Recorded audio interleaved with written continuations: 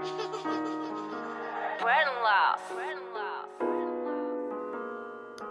look at them as such. And I'm not saying they should be heroes. What I'm saying is that the only people that would do that are us as African Americans. No, the British are heroes. No, listen. The British abolished slavery, right? What? And they forced everybody else.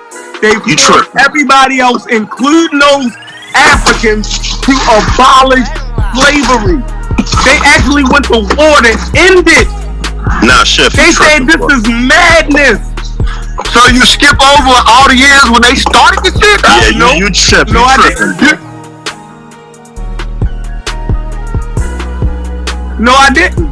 I'm saying, the greatest empire in the entire world was the British Empire that went around. They enslaved the Chinese, they enslaved the Africans, they enslaved the South Americans, and they enslaved the Native Americans. Now there's some heroes. If Zenga it's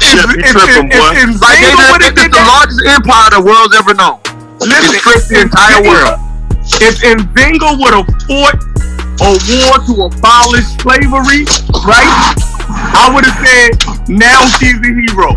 The use of African slaves is much more complex than what most people believe.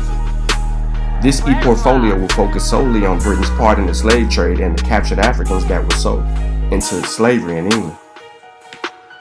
England came to be the biggest shipper of captured Africans to the New World, the colonies in America.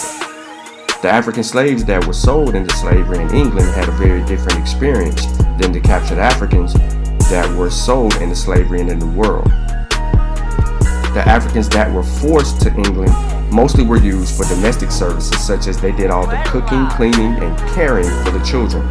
This is not to say that their lives were better or more easy than the slaves sold in the colonies, but their experiences were different. The role that the British took in the physical slave trade made it into a wealthy man's business. Many British men who wanted to seek money took part in this. The trade for humans was booming. Many people do not know that the first Africans that were to come to England were not slaves at all, but a part of the great Roman army. These Africans were in charge of watching over and securing Rome's farthest lands that would become England. Many Africans of this army settled down in this new land even after their Roman army duties was over. African slaves were documented in the United Kingdom as early as the 1570s. During this time period, the slaves usually fell into a few different roles. Many served as household servants that were required to take care of the family daily needs, while others were forced into prostitution for the well-do of men in British society. During the Queen Elizabeth's the first rules, there was such a large population of Africans that in the year of 1596 that she ruled that all Africans expelled from the UK. She feared that the Africans were taking jobs away from the white British and that there were plotting and planning insurrections. This decree from Elizabeth brought to no action. Slaves were already an integral part of society and culture in the United Kingdom. The road to the abolishment of slavery in Britain was a long one filled with different laws passed by Parliament. The first law passed was the Slave Trade Act of 1807. This law abolished the slave trade in the British Empire, but not slavery itself.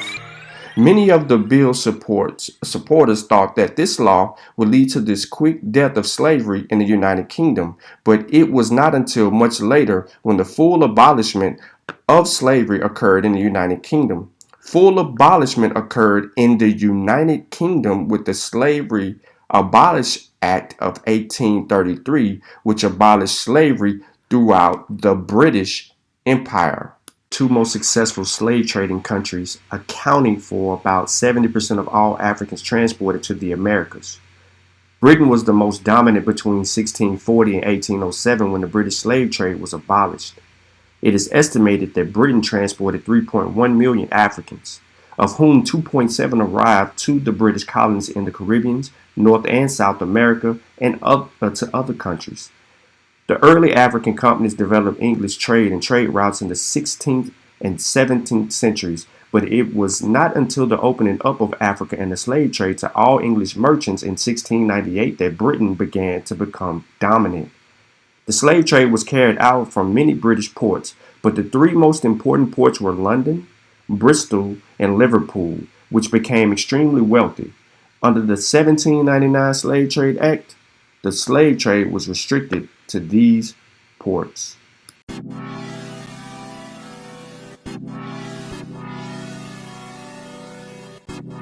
Carter on the beat.